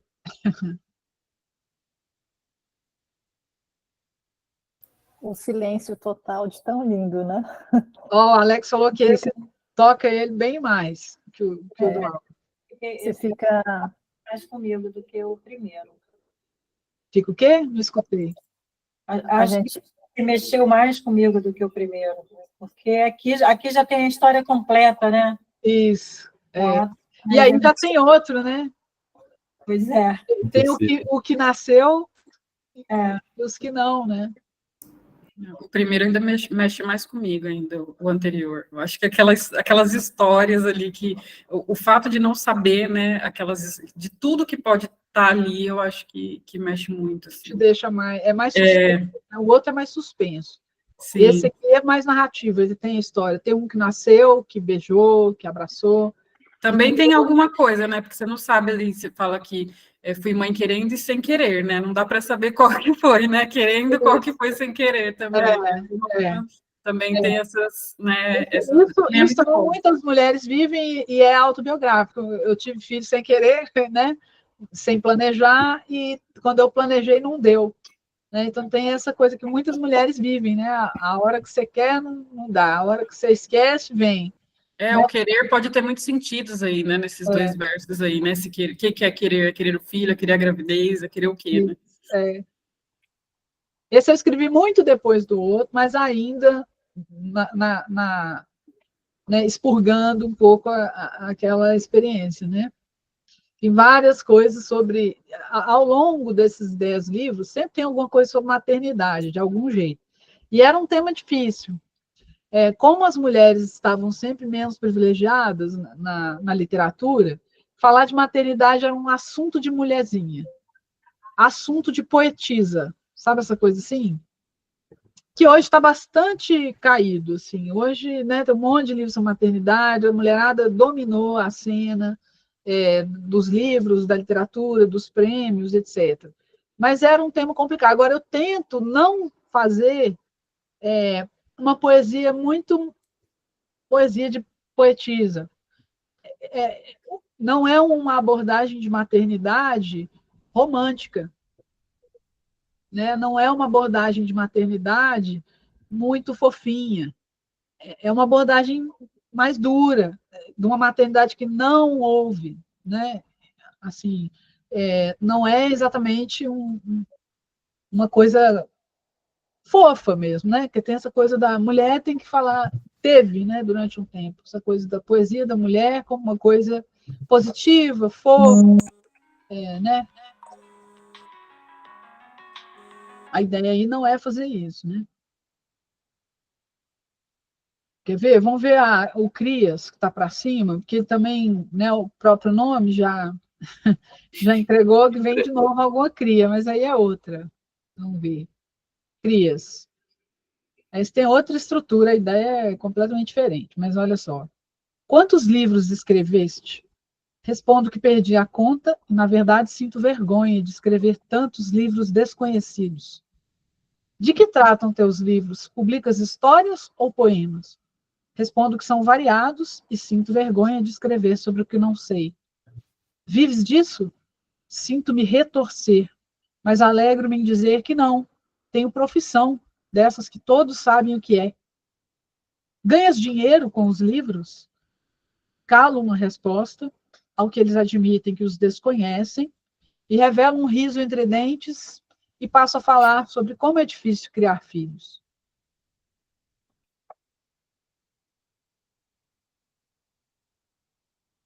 E aí?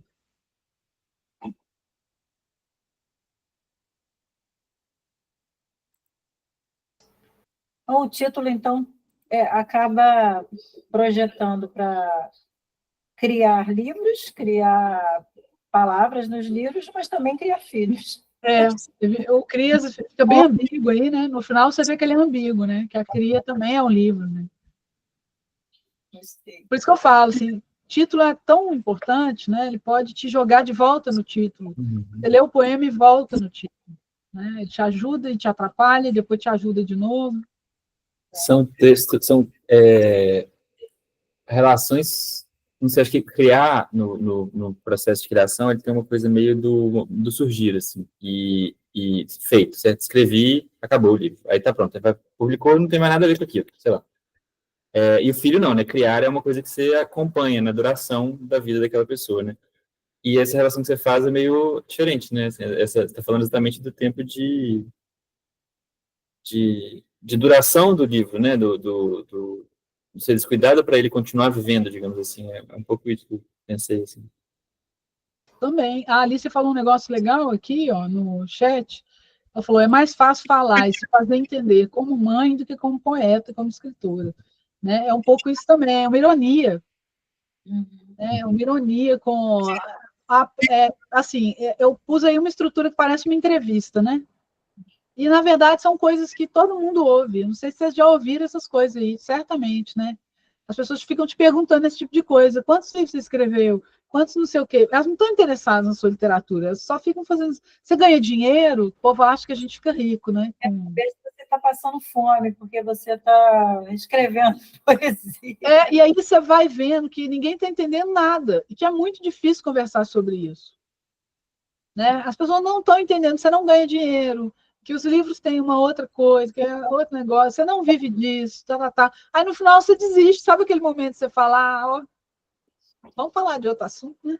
Pode tudo, eu acho, é não profissionalizar, sabe?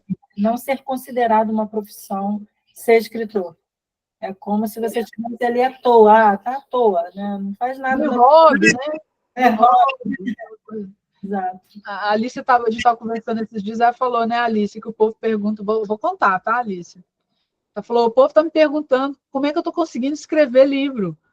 Aí ela respondeu grandão assim, aposentei, né? É que você se aposenta e começa a conseguir cuidar das suas coisas, dos seus livros, dos seus poemas. Eu falei para ela, morri de inveja, né? Porque, ou seja, você tem que fazer uma troca, né? Para levar a vida, você tem que fazer outra coisa, e a poesia fica num lugar ali meio de brincadeira, né? Uma coisa lateral, que você vai fazer só quando dá, de vez em quando, sei lá, no fim de semana. E, de repente, o negócio vira uma coisa central, ou que você põe a hora que você quiser, né? Você põe no tempo que você quiser. Deve ser uma maravilha. Eu pretendo chegar lá. Vamos história, vamos contar mentira, dizer que vive sim disso e, tipo, tirar uma... Moro numa mansão lá no Belvedere, só com meus livros de poesia. Vou começar a responder. É poesia, pronto. Ninguém sabe como que rala. Exatamente. O livro no meu caso, o livro é escrito de madrugada, né? É assim, na hora que sobra. E é de madrugada mesmo. E a Alice mandou e-mail assim, você não dorme, não? Antes de dormir ou depois de acordar? Os meus e-mails, tudo assim, 3 horas da manhã, né? 2 da Mas manhã. você vai dormir 3 horas e você acorda? Não, eu durmo super tarde. Assim. Se me deixar sossegada do jeito que a natureza me fez, eu durmo tarde e acordo tarde. Uhum. Mas eu durmo pouco. Na verdade, o meu fuso é trocado. Eu fico super bem se eu fizer isso. Mas não dá, né? Aí eu sou obrigada a acordar antes da hora do que o meu corpo queria. Mas isso tem efeitos para meu emburrecimento também. Assim, eu fico burra o dia inteiro. Quando eu faço do jeito que eu gosto, porque eu estava de férias, por isso que eu estava conseguindo fazer o meu ciclo circadiano bonitinho, direitinho. Aí eu fico super produtiva. Então, a maioria desse poema aí deve ter sido tudo de madrugada. Eu nasci na Europa, Alex, eu acho. Eu acho que eu sou do primeiro mundo. Lá deve dar certo, né? Aqui não dá, não. Vão descer? Aí Bora. o outro. Ana, eu queria te perguntar uma coisa também, que eu acho que é interessante. Como é que você pensa os livros, assim? Como é, se você puder, às vezes, contar de algum desses livros, ou desse último mesmo, né? Que esses aqui são todos do último, né? Dessa celebração Esse da sim, Cogente. mas aí eu catei um ou Você foi dois de juntando cada de... livro. Ah, Né? tá. Fui pegando um ou dois de cada livro, para fazer uma espécie de coletânea. Uhum. E tinha uns 2 ou 3 inéditos também, que eles pediram para ter algum inédito. Uhum. Aí eu fiz isso. Mas era um livro comemorativo, né? Ele tinha uma outra característica. Os dois processos meus, assim, que eu acho que é igual a todo mundo, é assim, aquele livro que é um ajuntamento, né? Você escreve poemas aleatoriamente, pô, escreve, escreve, escreve, aí um dia você junta e vê e começa a trabalhar na edição deles. Não é só juntar, né? É você escreveu aleatoriamente, sem uma guia, né, exatamente, e aí você começa a juntar eles e a pôr numa ordem que tem mais lógica, dar alguma coerência para eles, mesmo que eles comecem a sair da ordem que foram feitos, né? Então, é editar um livro. Eu acho que a maioria dos poetas tem essa noção da edição do próprio livro. A Renata Borges é a editora da Peirópolis. A Renata trabalha basicamente com livro infantil e juvenil. Quando ela resolveu publicar a poesia da Madrinha Lua, ela começou pela primeira vez a lidar com poetas experientes, né? E aí ela disse para mim um dia assim, Ana, eu estou impressionada, as poetas entregam os livros prontos. Ela se deu conta de que a poeta e o poeta, eles pensam o livro, né? Não é uma coisa que você junta um monte de texto e alguém vai... Claro que você pode ter feito isso com a ajuda antes, né? Mas, por exemplo, para eu fazer isso, o que eu fazia? Os métodos, né? Eu não consigo muito fazer isso na tela. Então, eu imprimia tudo pequeno. Eu imprimia parecendo carta de baralho. Eu imprimia, por exemplo, 8 poemas por página, né, numa folha A4. Depois eu cortava tudo, virava um monte de cartinha. E aí eu botava no chão, ou em cima da cama, e ia juntando eles em posições que um leva para o outro, ou, enfim, achando o fio. E às vezes não, todas as vezes, eles vão sendo expulsos.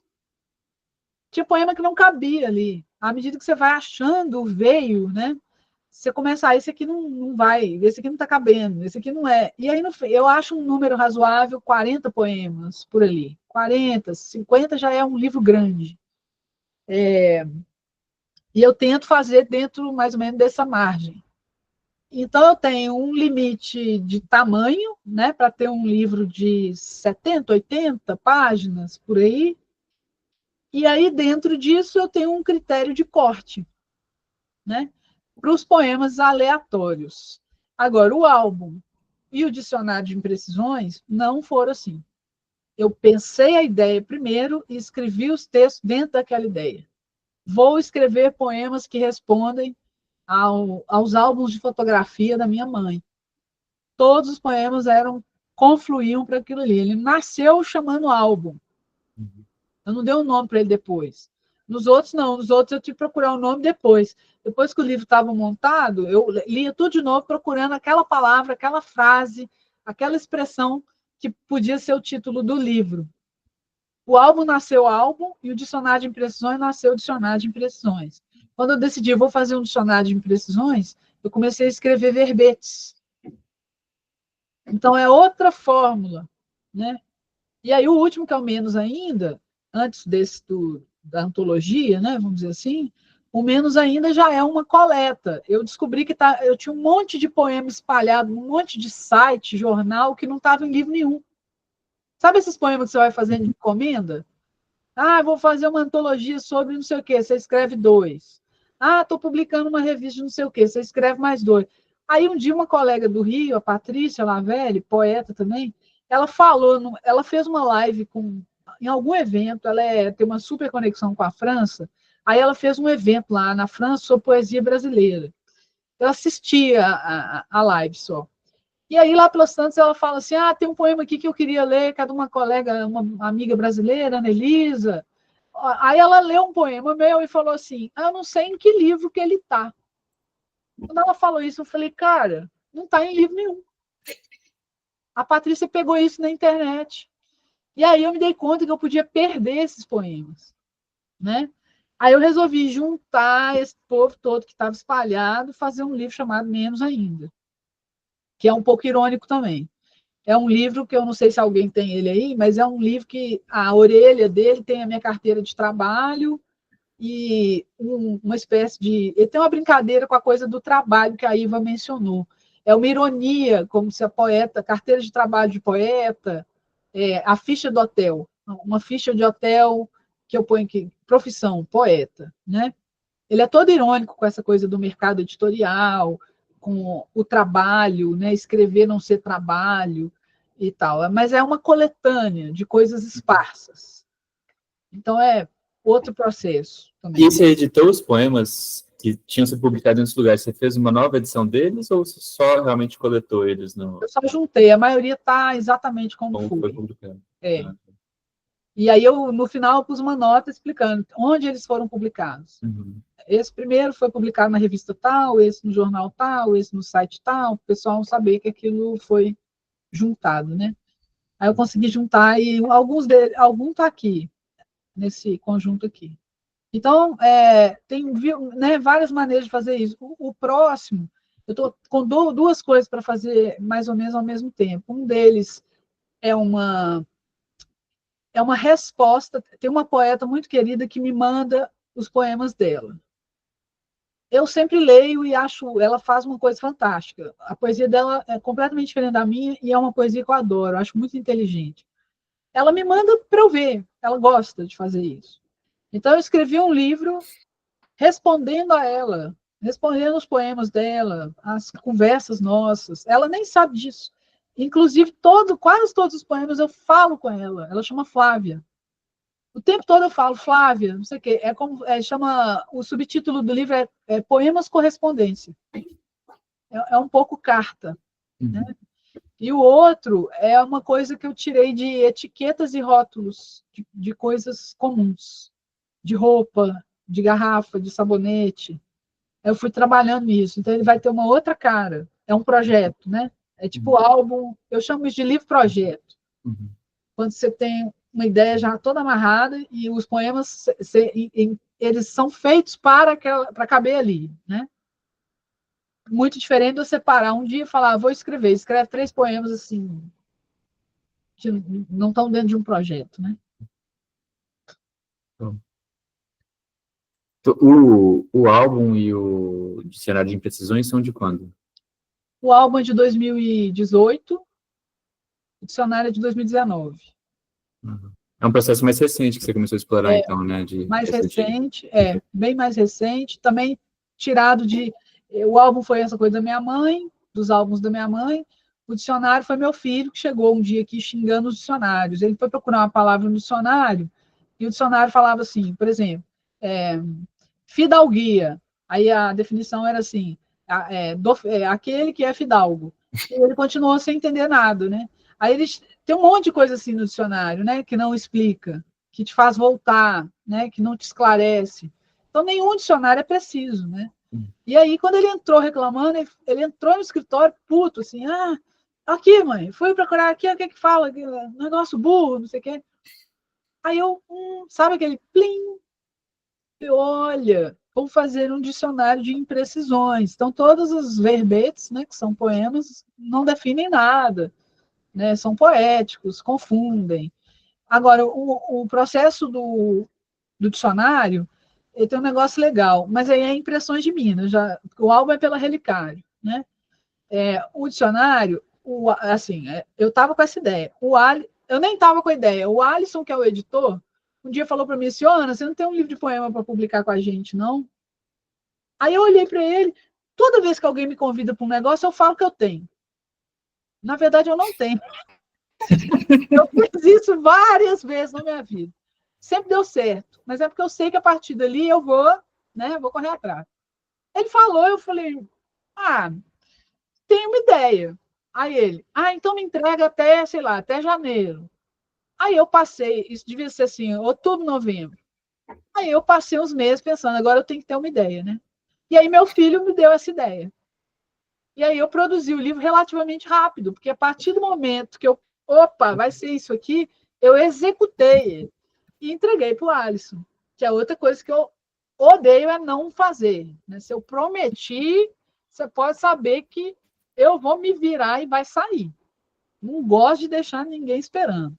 Aí, entreguei para ele, aí eles começaram a pensar o processo gráfico dele, que é todo trabalhado, né? A Impressões Minas faz isso, papel, relevo, cor, né? E aí ele faz uma coisa muito legal, a primeira edição é azul e branco, pouca gente tem ela. A segunda edição, quando ele foi rodar de novo, ele me liga e fala assim, Ana, nós vamos rodar o dicionário de novo, mas aí a gente não quer o mesmo. Nós vamos mudar o papel e a cor.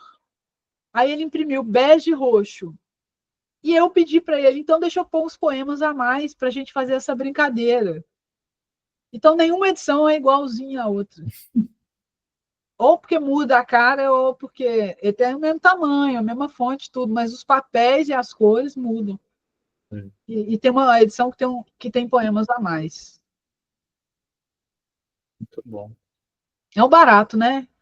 Não tem jeito de não gostar disso, não, né, gente? Eu fico encafifadíssima com as pessoas. Por que essa pessoa não lê e não gosta disso? Não tem condição. Eu não sei como é que a pessoa passa pelo planeta né? Eu acho impressionante. Eu fico, né? Não que eu queira obrigar todo mundo, mas, ó, vou te falar, tem uma graça danada, né? Pior é quem fala que gosta de poesia, mas não compra poesia e não lê poesia. Outro dia tinha alguém falando isso no Instagram, que os homens não leem as mulheres, ou sei lá, os homens não. Aí eu falei, eles publicam sem ler, né? Você não dialoga com ninguém, você só faz o seu, né? Não, eu leio muito, viu? Leio muita poesia, eu acho livro de poesia é um descanso para mim. Eu leio romance, conto, romance, aí, peraí, não dá licença que eu tenho que ler poesia agora, porque senão eu passo mal com essa prosa aí. Quer ver? Vamos ver se tem outros que vieram depois do Crias, a gente já leu, né? Que é o Ultra. Vamos ver qual foi a vibe.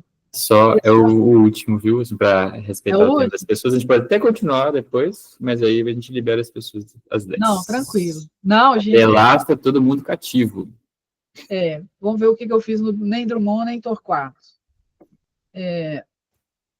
Menos ainda a Adélia, olha a sacanagem. Vocês estão vendo que eu voltei no Drummond, né? Aí as referências são. Vocês lembram lá do Drummond e do Bandeira, né? Aqui já é muito depois. Então, nem Drummond, nem Torquato, menos ainda a Adélia. Quando nasci, não veio anjo algum. O sol se escondia do outro lado do planeta e eu surgi completamente noturna por entre as pernas roliças de minha mãe. Vai, filha, desbravar a trilha. Então, é uma brincadeira com o poema de Sete Faces que eu amo. E tem um monte de poemas de Sete Faces. Todo mundo dialogou com aquele poema do Drummond. A versão que eu mais gosto é a do Torquato, que é o Let's Play That, né? Ele fala, quando eu nasci, um anjo louco, muito louco, veio ler a minha mão. Não era um anjo barroco, era um anjo louco, torto, com asas de avião. Eu adoro o negócio que o Torquato fez. Aí eu resolvi fazer uma versão feminista, né, da brincadeira e trazendo todo mundo, né? O Drummond, a Adélia tem, né? A mulher, como é que é? A mulher é desdobrável, né? Um negócio assim. Deixa eu só ler os outros, Renato, porque aí fica acabado, né? Esse negócio aí. Esse aqui é um desses espaços que estava perdido por aí, que a Patrícia Lavelli leu e que falou, eu não sei em que livro que está. Era esse aí. Carta do velho editor ao colega no século XXI. Prepara-te, caro. É muita poeta para esconder sob o tapete. Melhor ouvi-las numa boa, que o tapete delas boa. Então. Né? O de baixo aí, Marcelo Cuspiu Marimbondos, é porque me pediram para... Essa coletânea que saiu agora comemorativa, tinha que ter um poema para o Marcelo Dolabella. Era a única coisa obrigatória. Eu falei, nossa, o que eu vou escrever para o Dolabella? Uma vez o Dolabella brigou comigo. Ele estava muito bêbado, e eu tinha escrito um negócio sobre ele que ele não gostou. E aí ele me xingou toda, na frente de todo mundo. Foi horrível, foi uma cena violenta. Eu fiquei quieto e fui embora. Nenhum macho que estava lá, só tinha eu de mulher, e ninguém me defendeu, ninguém fez nada, ninguém falou nada. E ele me xingou de um monte de coisa, mas o xingamento dele era engraçado, porque ele falava assim, sua Frida bigoduda. Ele me xingou de uns nomes assim. Ele pegou um monte de mulher dessas famosas, sua Mona Lisa, não sei o quê. Ele me comparou com, eu não sei se eu pareço com a Frida, com a Mona Lisa, Ele me xingou disso. Sua Mona Lisa, não sei o quê, Tupiniquim, sua Frida bigoduda. Mas era xingando. E eu guardei aquele xingamento, porque eu achei engraçadíssimo, né? Eu escrevi isso aqui para ele. Esse poema, então, ele é meio piada interna. Talvez só o Marcelo vai entender lá no além o que foi que eu fiz aqui. Marcelo cuspiu marimbondos. Frida Cores e seus bigodes, Mona Lisa de jeans e spikes, sob a copa de uma árvore em Santa Teresa. O poeta cuspiu marimbondos com sua razão de ofendido. Alguns viram, ninguém disse nada. Era só o caso de virar as costas e pensar 2 vezes antes de escrever qualquer palavra. Frida Tupiniquim, Mona Lisa Mequetrefe, sem outras mulheres a quem comparar esta poeta sem bagagem. Como disse depois, mais bem-humorado, Adélia declamando Hilda. É isso que a Nelisa Sóbria é. Da próxima vez, meça suas referências, escolha melhor suas ofensas. Né? Então, é um pouco xingando ele também, né? Mas as ofensas dele foram ótimas. Um tempo depois, ele me pediu desculpa, um pouco assim, me chamou para sentar no boteco que ele estava e falou essa outra coisa aí. Falou que quando ele me conheceu num evento desse, tipo um sarau. Eu falei lá, que na hora que eu cheguei, ele olhou e falou assim, ele achou que era uma Adélia, no sentido assim, que mulher careta, né? Porque eu sou toda vestida, eu não tenho uma tatuagem, né? Eu sou uma figura careta. E ele achou que eu ia chegar lá e ler umas poesias careta. E eu li um trem lá meio erótico, meio assim, então ele ficou olhando e falou assim, é a Adélia Lenailda. Né? E eu achei ótimo ele me contar. Então eu juntei esses episódios com ele e escrevi isso aí. E o último, esse tem um poema aqui, que é uma brincadeira mais recente, que é o que vai gerar o próximo livro. Se uma frase está em um livro de poemas, é um poema. O livro de poemas só contém poemas. Se uma frase é impressa em um livro de poemas, não há por que ela ser outra coisa que não um autêntico poema. Mesmo que seja uma frase assim, feito copiei de uma etiqueta. Trocamos no prazo máximo de 30 dias. Sem uso ou lavagem. Não trocamos coleções anteriores. Troca só de tamanho e cor. Acaso não é lindo dizer troca só de tamanho e cor? Eu acho.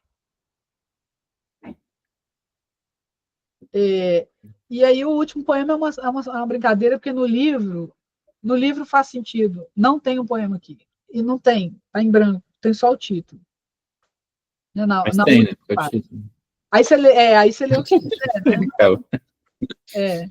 Então, assim, esse chama Tem um Poema Aqui, e o outro chama Não Tem um Poema Aqui. E não tem, né? Mas o Tem um Poema Aqui é para dizer que qualquer coisa pode ser, né, traduzido, ou convertido, ou vestida de poema, né? Vamos dizer assim. Eu gosto muito dessa delícia da língua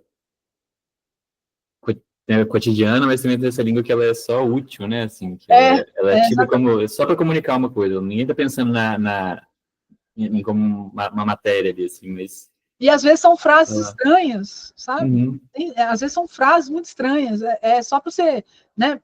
Mantenha longe do fogo e do calor. Uhum. Oh, que lindo, cara! Uhum. Mantenha longe do fogo e do calor. Cara, você pode falar isso para um boy lixo, por exemplo. Né? Sei lá, serve para muita coisa. Né? Mas está escrito assim na embalagem de alguma coisa. Uhum. Né? Então, é muito legal. Eu fico vendo essas ocorrências. Aí, nesse caso, aí eu juntei uma coisa de roupa, né? Era uma etiqueta de roupa. Trocamos no prazo máximo de 30 dias. Sem uso ou lavagem. Não trocamos coleções anteriores. Troca só de tamanho e cor. É engraçado, troca só de tamanho e cor. O livro chama Troca só de tamanho e cor, né? Aí, como eu tenho um certo histórico de palavrão e não sei o que lá, Ana Paula da Cota, não sei se todo mundo conhece ela, poeta também. A Ana Paula chegou para mim, no dia que ela viu o livro, ela falou, nossa, eu vi esse título, imaginei outra coisa. A Ana Paula já foi, e eu não tinha pensado nada disso. Olha o pessoal cismado com a Hilda Hilst, né? Eu falei, Ana Paula, não pensei em nada disso. Ela falou, ela ficou rindo. Ai, na hora que eu li, troca só de tamanho e cor. Aí acabou, não consegui mais ler. Pensando bem agora, Agora já era, né? esse título. Ela riu tanto que eu falei, Ana Paula, não pensei em nada disso. Lê o poema lá para você ver que não tem nada a ver com isso. Porque tem uma expectativa também, né, sobre a pessoa. Acho que eu vou fazer alguma coisa sacaneando, assim, e não era, né? É um outro exercício, né, de tirar, é um pouco isso que você falou, né, Renato? É tirar a frase da utilitariedade dela. Uhum. Tirar a frase do lugar, dar para ela um lugar que ela pode ser outra coisa. Mesmo exatamente a mesma frase, ela não é a mesma frase, né? Não é a mesma frase. Uma vez eu trabalho com revisão ainda, né? Eu trabalhava com revisão de trem de marketing, assim. Mas marketing horroroso, assim, tipo de, sei lá, texto de dona de caminhão, sabe? Uns negócios assim. Aí tinham falando, era sobre carro, sobre motor de carro e tal, e estava explicando o funcionamento das velas. E aí falava lá, o redator tinha escrito assim, velas fracas geram faíscas, velas gastas geram faíscas fracas. Ah, que maravilha! Eu fiquei assim, como um revisor lendo um texto objetivo, não sei o que, eu talvez tivesse que tirar aquele tanto de S pulando na coisa assim, eu não consegui, eu deixei, depois escrevi o microconto falando... Bateu o poeta, né? Eu não vou tirar isso. Como é que é? Velas fracas. Velas gastas geram faíscas fracas. Olha isso. E nem sabia que falava de amor, não é? Não é muito? Não é total, vou levar para a vida. Né? Impressionante, gente. Vou até anotar esse negócio aqui. Sensacional, Renato, isso aí. Isso é legal demais, né? Você ficar... a gente ter essa antena, né? De reparar em qualquer coisa, né? Em qualquer texto, né? Eu acho fantástico. Da linguagem, né? Que é mais corriqueiro, assim, da gente, né? Exato. É para ser muito corriqueiro, mas se você prestar atenção, não é corriqueiro. Né? Brilha demais, muito legal. Tem um texto muito famoso que chama... Tem um texto nessa sala, é uma pergunta. Ele é famoso, eu esqueci o nome do cara, Fischer. Stanley Fish. Eu acho que é o Stanley Fish. É um texto que chama Is there a text in this class? Vocês já ouviram falar? As faculdades de letras costumam dar esse texto uma hora, assim.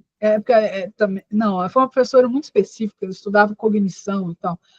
É um professor, sei lá, americano, inglês, não sei, que ele faz um experimento com os alunos dele, ele dava aula de literatura, de poesia.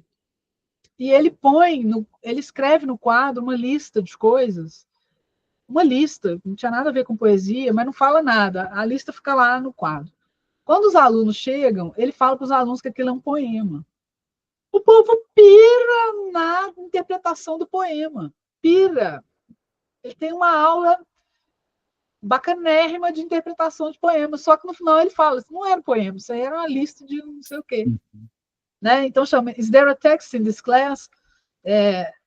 Discute como é que a leitura compõe, né? Como é que aquilo pode se transformar, e passa um pouco por aí desse texto do Stanley Fish. Sensacional. Muito bom. Ana, isso, obrigadíssimo. Gente, eu que agradeço, que bom. Acho que eu nunca tive oportunidade, assim, de ficar falando dos textos, assim, de ler o texto, nunca, eu acho. Uma fórmula legal, né, um jeito legal de abordar o negócio, uma oportunidade fantástica, né, para a gente mesmo voltar aos poemas. Eu não volto, geralmente publico o livro, eu nem olho mais, que eu fico com um pouco de vergonha. Assim. Mas é muito legal. Obrigada, viu, Renato? Obrigada a vocês todas aí que estão aqui, né, que toparam vir. Obrigada a você, Ana, pela simpatia, pelos poemas muito maneiros. Muito obrigada. Obrigada, Iva. Obrigada. Adorei. Obrigada, gente. Foi ótimo. Tchau, gente. Obrigada. Valeu. Até logo. Pessoal. Obrigada, Renato. Até logo. Valeu.